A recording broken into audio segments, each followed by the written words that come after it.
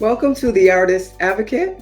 I'm your host, Althea Rene, and this is your one stop for all things music related. Today's guest we have is Rick Scott from Great Scott Productions. How are you, Rick? I am excellent, thank you, Althea. How are you today? I'm good. It's been so long, man. I just did the math, Althea. 18 years ago. Wow. 18 years ago, I did PR for one of your albums. So that had to be like my very first project. You tell me. Yeah. One of the earlier In the ones. moment. In the moment was the album. So that would have been like the second official project. I think the very first one was Flute Talk, and it wasn't really even a project. It was just kind of something. I had some music and Luther and we just kind of put that Yeah, we sort of Frankensteined it together to get it done and got it out. And you had Flute Talk, then you had Chocolate Rush, and I think Chocolate Rush. I think was the third one. Yeah, we felt like we were ready by then. Yeah, yeah. Now, Rick, I'm going to brag on you a little bit. You're kind of a humble guy, and I know you're not going to go in on that. You have worked with a number of people. You have like a who's who roster list of people you worked with. Crazy. A whole bunch of badasses, man. That's really nice. Plus, you've been in the game since like 1990, 91, something like that. So yeah. Yeah, thank you. Thank you for that. Yeah. I am proud that I've worked with a lot of legends. Hall of Famers, Grammy winners, Billboard chart toppers, like Althea. So and also my other world, because 21 years ago I got into sports PR and everything as well. So I've worked with a number of Olympic medal winners, and then in more recent years I've worked with a lot of nonprofits. So making a difference in the world, especially when it comes to animal rights and advocacy. So how did you? What got you interested in public relations and marketing and the whole deal? So I actually began working in, I was a road manager for a pop rap group. I was living in Miami, and they had a #1 record in California. So it was picked up by Atlantic Records. So we were flying to Los Angeles every weekend for a good year and a half, basically. And so the next thing for me would have been like management. And I've done a lot of management throughout my career. I always used to say, I don't know if I say the same thing, but I used to say the difference between a manager and a publicist is ever a manager is a full-time babysitter and a publicist is a part-time babysitter. I had worked for this independent label in Miami, and it was kind of family owned and run or whatever else. And anything that did well with them went on to major labels like Atlantic. And there was only so far I could grow there. So, and I always knew I wanted to end up in Los Angeles. And so I came out to LA. I walked into, I did one interview. It was right before Christmas. So it's like, it's not, everybody says it's not the time of year to get a job. But I walked in and I walked out with the job. So I went to work for this big PR firm and learned PR right then in 1990, as Luther mentioned. And so about less than a year and a half later, I took one of my clients and we left. And I started Great Scott Productions, which is it's almost May. I don't know when this is going to air, but in May, it'll be 33 years. Wow. So That's awesome, man. Yeah, that's incredible. So what is your main focus when you, with clients and when working with a client? every client comes to me with different needs, but with PR, whatever, it's usually somebody is releasing a record or they're doing a concert tour or both. And so the word is or the job is to get the word out, publicize that project. So I'm jumping ahead to maybe your next question. Right. One of the metaphors that I always use out there whenever I sit down and have a new client meeting with an artist is I explain, the metaphor I use is the hand. Take the hand. The artist is the palm. You have five fingers of equal importance. They all create opportunities off of another. There's no one finger that's more important than the other, right? And the same with an artist. So publicity, because you're talking to a publicist right now, radio promotion, concert dates, social media marketing, and then retail marketing and advertising. So ideally, all 5 of these things are happening at the same time. They're creating opportunities off of another. So sometimes people come to me and they say like, oh, well, isn't this just a TikTok world right now? And radio doesn't matter, or there aren't, like in your world, smooth jazz radio. Well, where is it, or whatever else? And other than Sirius XM, there isn't any radio, but there is.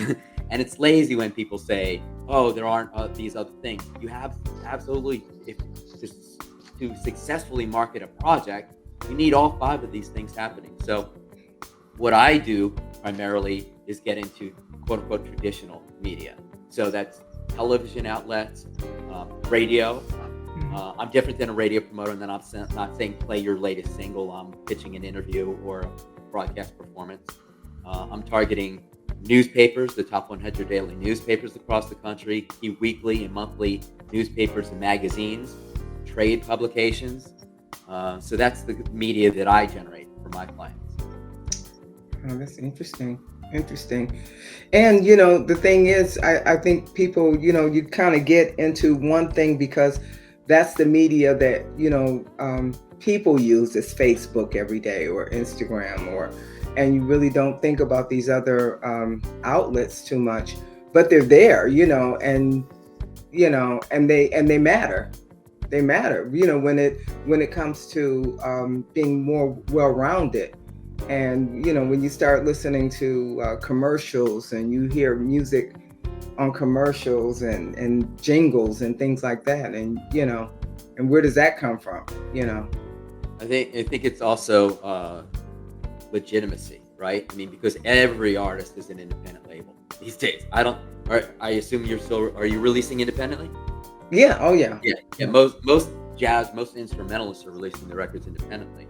So where does legitimacy come in? How do you know who's like where in the pecking order, if you will, or whatever? And it's like, well, this person is like, if you see them on TV, if you see them, you read about them in a magazine or a newspaper or whatever else, all of a sudden there's added legitimacy to what that is, to what that artist is, and that they're not just, releasing their little records themselves and whatever else. So I think media always like that implied endorsement, like, oh, as seen in Ebony, as seen in the LA Times, as seen in the New York Times, as seen on Oprah. I mean, Oprah used to be one of the gold standards, right? I mean, it's like as seen on Oprah.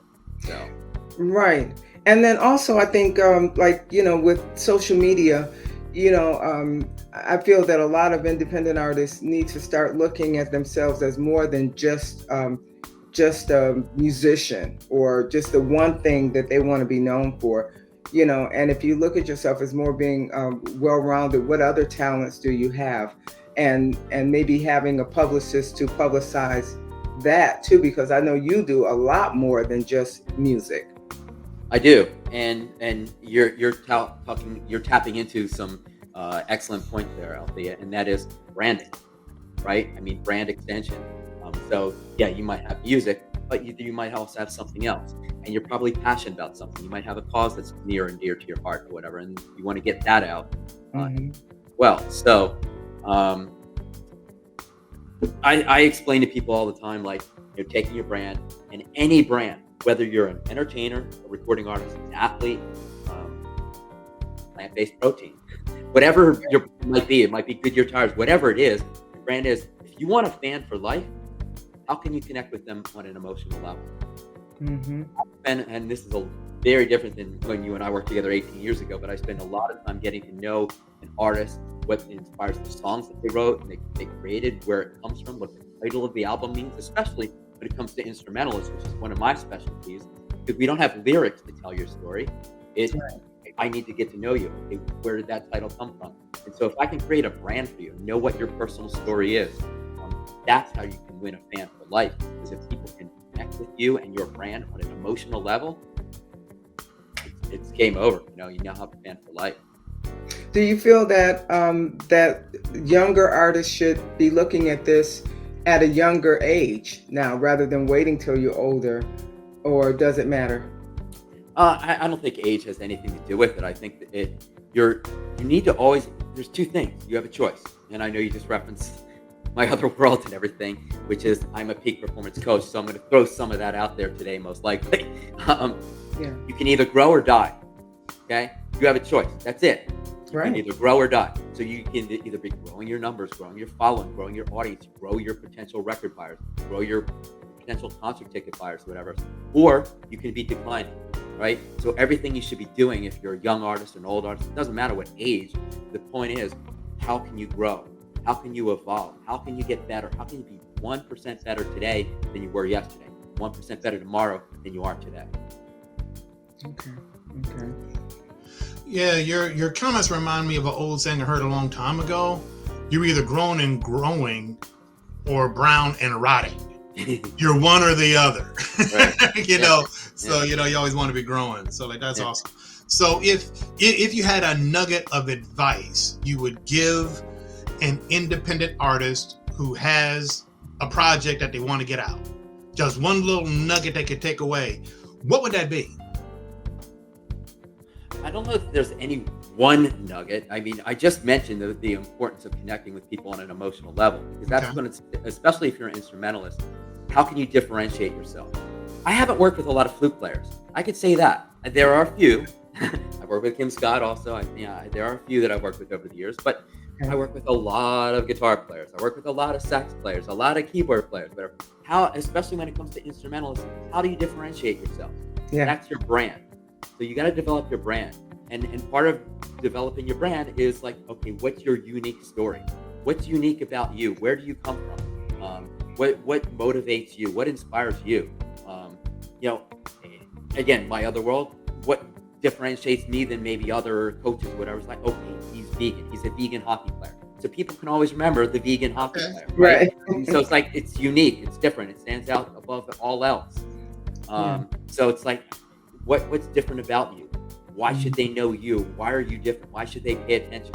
I always explain that, especially when it comes to PR, you release a new record this Friday. I have 2 clients releasing an album tomorrow, okay?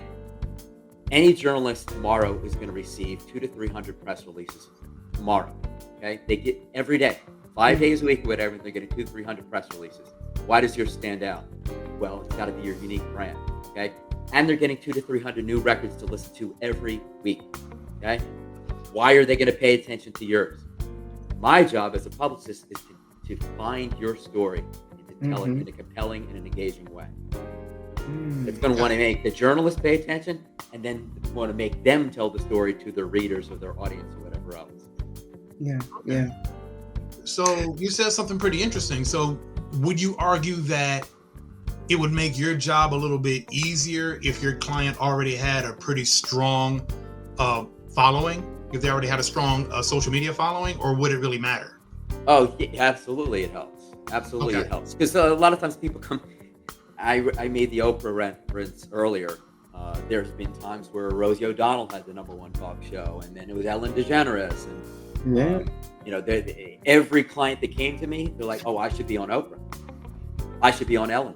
I should be on Rosie." And it's like, no, okay, most of them should not. Based on even just, okay, how many records have you sold? Because it used to be the bookers used to say, like, how many records have they sold? Where are they on the Billboard pop charts? Okay, it doesn't matter if you're #1 at jazz. How many, where are you on the Billboard top 100? Okay, or the top 200 albums? How many records have you sold? You're touring, great. Are you playing Madison Square Garden? Are you the headliner or the opener? Are you playing a little club in New York City that's a 99-seat club, right? And so it's like all these things matter. Well, today some of that's changed, and now it's like, okay, and they don't even have to ask me. They just go right away on and they look and they see. They have 11 million Instagram followers. They have 11,000 Instagram followers. They have 11 Instagram followers. You're treated very differently, or your opportunities vary based on your numbers and everything. So yeah. So with this new AI, what is your take on how AI will impact the future, in the industry? I'm not totally sure on that one. I tried to give that thought ahead of time, knowing that you might be asking that question about AI. I mean, as a writer myself, as a professional writer, whatever, that I have to think that people they want the personal touch. They're not going to just kick in a bunch of facts into AI and spit out a new bio or a press release or whatever. It's like, I hope that's not the case. But and that's why I say, like, getting to know an artist and knowing their brand and helping them define their brand, and helping them to tell their story in a compelling way. That's got to be done personally, not by computer. I see a lot of artists that are actually using AI for their album covers and CD covers, Creating their album covers. And it looks so off-putting. It really does, because it looks like this fantasy animation. It's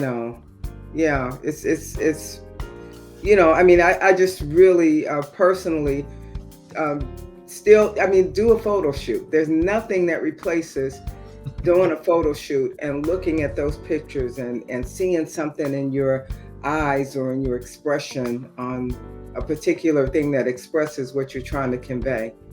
I'm a big fan of that as well.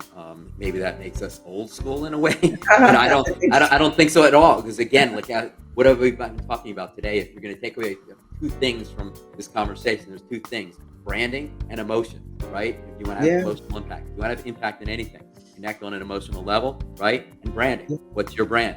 Well, that's going to come from a photo, right? I mean, more than anything else, it's like, okay, here's who Althea Rene. Well, there's nothing wrong with having an AI photo that doesn't quite look like you, but sort of look like you, and your avatar, right? Your avatar, sure. Right? Yeah, some of these AI photos are out of control. That's funny. Well, I get so many questions, of artists that will ask me. I mean, even as late as last week, or was it earlier this week, that someone was inboxing me, asking me questions, about the business, and I was referring them to the podcast, because this is my main reason for doing the podcast, is to interview the experts, for you to be able to, to ask the questions, for you to be able to express, so that independent artists will be able to have all of the information that they need on different topics, and asking me is not going to help them, but me asking you and the experts will help them. So I'm hoping that that they will tune in and get all of this information, because it's great information. And so happy to have you on the show. Thank you for having me. I hope it was helpful. Now, what you sort of touched on it, but I sort of want to drill down a little bit more, so for the people that are listening can actually take note. The minimum level of criteria an artist must have for Rick Scott to work with them. There is none. There is none? There is none. Look, you should have. Now be careful, because there's some jokers out there that'll play a harmonica and some spoons and say, "Hey, Rick, hook me up." So I was just getting ready to finish that sentence, and that is, if you have a professionally recorded project, okay, and you're planning on releasing it, then you should talk to a publicist for sure, right? So good stuff. Okay. All right. Well, if you found any use with what you've heard so far with Rick Scott of Great Scott Productions, please like and subscribe, because we can only keep doing this if you're willing to like and subscribe and support our channel. We want to keep bringing experts just like Slick Rick to the channel, and we can keep giving you worthwhile information so long as you like and subscribe. So like, subscribe, and if you want to go to the bonus step, add a review. Take 10 seconds to write a review. Always good. Yeah, do that. Reviews help you get. Now I'm doing your work for you, right? Reviews help you grow, because the more, like, you want to have higher profile people than me or whatever else, like, people, whenever anybody starts to look and say, like, okay, should I do this podcast? Should I do this interview or whatever else? Should I make time for it on my schedule? They want to look and they want to see, if they see that there are a lot of comments, a lot of likes, a lot of reviews or whatever, that means that it's a bigger podcast and they make time for that. So quick 10-second review. I really enjoyed The Artist Advocate, and here's what I learned from it or whatever, and whatever, then that's going to help the show grow. Wonderful. Okay. Well, thank you so much. Thank you for having me, Althea and Luther. Right. Appreciate you. All right. Okay. Hey, this is your girl, Althea Rene, and I'm hosting my first Smooth Jazz Cruise, and I hope to see you there. Foster Perry Travel presents Jazz on the Water. October 13th through October 20th. We will rock the high seas with my musical guest, the saxophone sensation discovered by Prince, B.K. Jackson, and James Lloyd, the keyboard killer from Pieces of a Dream. We'll also be dancing the night away with Houston's line dance leader, Janice My Style Davis. We sail on Royal Caribbean's new luxurious cruise ship, the Wonder of the Seas, from Port Canaveral, Florida, visiting the beautiful East Caribbean, docking in Coco Cay, St. Thomas, and St. Martin. Get your cabins now at AltheaReneJazzCruise.com.